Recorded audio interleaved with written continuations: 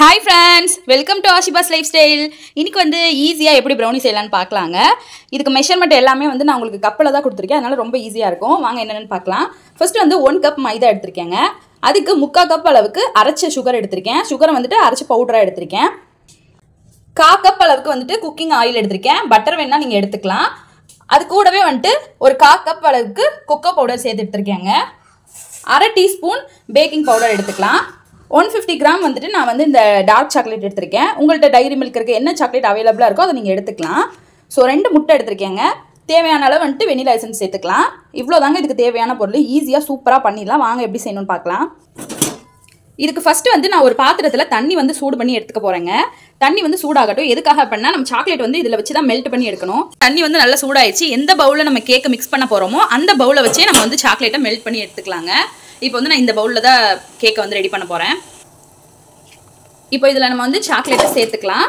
சேர்த்து கொஞ்ச நேரத்துலேயே எல்லாம் நல்லா மெல்ட் ஆக ஆரம்பிச்சிடும். பார்த்தீங்கன்னா இப்போ சாக்லேட் போட்டோன்னே வந்துட்டு கொஞ்ச நேரத்துலேயே நல்லா மெல்ட் ஆக ஆரம்பிச்சிடும். பார்த்தீங்கனாலே உங்களுக்கே தெரியும். லோ ஃப்ளேம்லேயே வச்சுட்டு மெல்ட் பண்ணி எடுத்துக்கலாம்.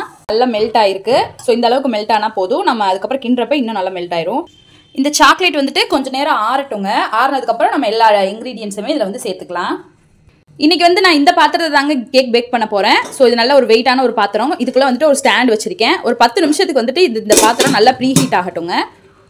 இப்போ நம்ம கேக் வந்து மிக்ஸ் பண்ண ஆரம்பிச்சிடலாம். ஃபஸ்ட்டு வந்துட்டு சாக்லேட் எடுத்துருக்கேங்க. இந்த சாக்லேட்டில் ஃபஸ்ட்டு வந்து நம்ம எடுத்து வச்சுருக்கோம் இல்லைங்களா ஆயிலை வந்து இதில் நம்ம சேர்த்துக்கலாம். ஸோ இந்த சாக்லேட்டும் ஆயிலும் வந்து நல்லா டிசால்வ் ஆகிற அளவுக்கு நல்லா மிக்ஸ் பண்ணி எடுத்துக்கலாம். இப்போ இந்த சாக்லேட்டில் நான் வந்து ஒரு டீஸ்பூன் அளவுக்கு வெனிலா எசன்ஸ் சேர்த்துக்க போகிறேங்க.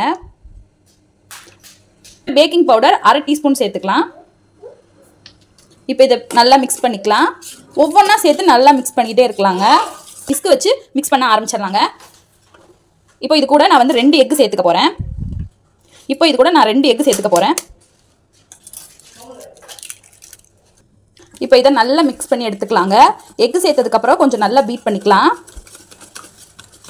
இப்போ இது கூட சர்க்கரை சேர்த்துக்கலாம். பொடி பண்ணி வச்சுருக்கிற சர்க்கரையும் சேர்த்து நல்லா மிக்ஸ் பண்ணி எடுத்துக்கலாம். சுகர் சேர்த்ததுக்கப்புறம் இந்த மாதிரி நல்லா மிக்ஸ் பண்ணி எடுத்துக்கலாங்க. அந்த எக்கை வந்து ஒரு 10 நிமிஷம் நம்ம பீட் பண்ணி எடுத்துக்கலாம். பீட்டர் வச்சும் பீட் பண்ணலாம். ஸோ நம்ம இதில் பீட் பண்ணாலே போதும். ரொம்ப நல்லா தான் வரும். ஒரு 10 நிமிஷத்துக்கு நல்லா இந்த மாதிரி பீட் பண்ணி எடுத்துக்கலாம். அதுக்கப்புறம் வந்துட்டு நம்ம கொக்கோ பவுடரையும் மைதாவையும் லாஸ்ட்டாக ஆட் பண்ணிவிட்டு பேக் பண்ண ஸ்டார்ட் பண்ணிட வேண்டியது தான். இப்போ பார்த்தீங்கன்னா நம்ம நல்லா பீட் பண்ணி எடுத்துட்டோம். இதில் வந்துட்டு நம்ம ட்ரை இன்க்ரீடியன்ஸை சேர்த்துக்கலாம். மைதா வந்துட்டு 1 கப் எடுத்துருந்தோம். அதையும் சேர்த்துக்கலாம். நெக்ஸ்ட் வந்து கொக்கோ பவுடர் அதையும் சேர்த்துக்கலாம். இப்போ இதை நல்லா மிக்ஸ் பண்ணி விட்டுக்கலாம்.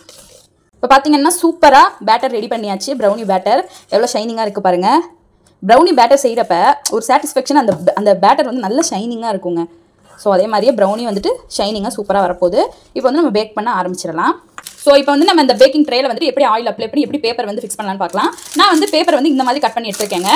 ஸோ கரெக்டாக அந்த ஷேப்பில் இல்லாமல் கொஞ்சம் வந்துட்டு இந்த மாதிரி பேப்பர் வெளியே வந்துட்டு எக்ஸ்ட்ரா இருக்க மாதிரி எடுத்துருக்கேன். அப்போ தான் நம்ம ப்ரௌனி வந்து எடுக்கிறப்ப ரொம்ப ஈஸியாக இருக்கும். இந்த மாதிரி கட் பண்ணி எடுத்துக்கலாம். ஸோ இப்போ வந்து ஃபஸ்ட் நம்ம இந்த ட்ரேயில் வந்து கொஞ்சமாக ஆயில் அப்ளை பண்ணுங்க. அப்போ தான் வந்துட்டு அந்த ப்ரௌனி வந்து ஈஸியாக வரும். கீழே வந்துட்டு நம்ம ஆயில் அப்ளை பண்ணிக்கலாம். ஸோ இந்த பேப்பர் வர சைட்லையும் 2 சைடும் வந்துட்டு ஆயில் அப்ளை பண்ணிக்கலாம். அப்போ தான் வந்துட்டு ஈஸியாக அது வரும். இப்போ இந்த பேக்கிங் பேப்பரை வந்துட்டு இதில் ஃபிக்ஸ் பண்ணிக்கலாங்க.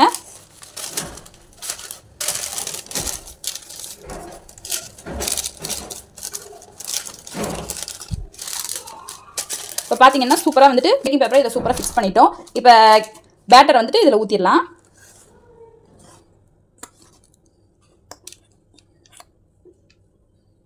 பார்த்தீங்கன்னா தெரியும் அதோட கன்சிஸ்டன்சி வந்து எந்த அளவுக்கு இருக்குது அப்படின்னு சொல்லிட்டு. இப்போ கேக்கை வந்து இந்த மாதிரி ஒரு குச்சியை வச்சு இந்த மாதிரி டிசைன் மாதிரி போட்டுக்கலாம். அப்போனா கேக் வந்துட்டு ஈக்குவல் ஆயிரும். இந்த பேட்டர் வந்து ரொம்ப திக்காக இருக்கும்.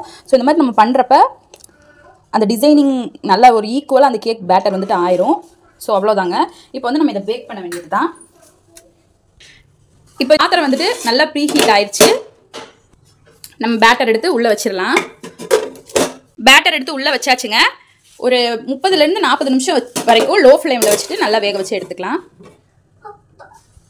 35 மினிட்ஸ் ஆயிடுச்சுங்க. ஸோ கேக் ரெடி ஆயிடுச்சா அப்படின்னு சொல்லி பார்க்கலாம்.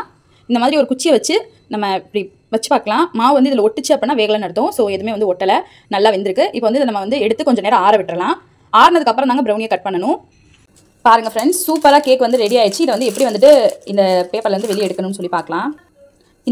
இந்த கார்னரில் வந்து லைட்டாக இந்த மாதிரி கத்தி வச்சு இப்படி ஒரு சைடில் இந்த மாதிரி கட் பண்ணிக்கலாம். ஸோ இப்போ எடுத்தோம் அப்படின்னா அழகாக ஈஸியாக வந்துருங்க. நம்ம வந்து ட்ரே வந்து கமுத்த தேவையே கிடையாது. பாருங்கள், சூப்பராக வந்துட்டு வந்துருச்சு. இப்போ வந்து பேப்பரில் வந்து இதை ரிமூவ் பண்ணிடலாம். பாருங்கள் ஃப்ரெண்ட்ஸ், எந்த அளவுக்கு சூப்பராக ப்ரௌனி வந்திருக்குன்னு சொல்லிட்டு அப்படியே கடையில் இருக்கிற மாதிரியே வந்திருக்கு. இப்போ வந்து இதை வந்து நம்ம கட் பண்ணிடலாம். ஸோ இந்த மாதிரி கட் பண்ணி பீஸ் பீஸாக போட்டுடலாம். பாருங்கள் ஃப்ரெண்ட்ஸ், சூப்பராக ப்ரௌனி வந்துட்டு செம்மையாக ரெடி ஆயிடுச்சு. எப்படி வந்திருக்குன்னு சொல்லி உங்களுக்கு காட்டுறேன். பாருங்கள், நல்ல ஃபட்ஜியாக வந்திருக்குங்க. நல்ல ஷைனிங் லுக்கோட சூப்பராக வந்திருக்கு. இந்த மாதிரி ஈஸியாக நம்ம வீட்டில் இருக்க பொருளை வச்சே செஞ்சிடலாம். இதுக்கு வந்துட்டு பட்டர் தேவை கிடையாது.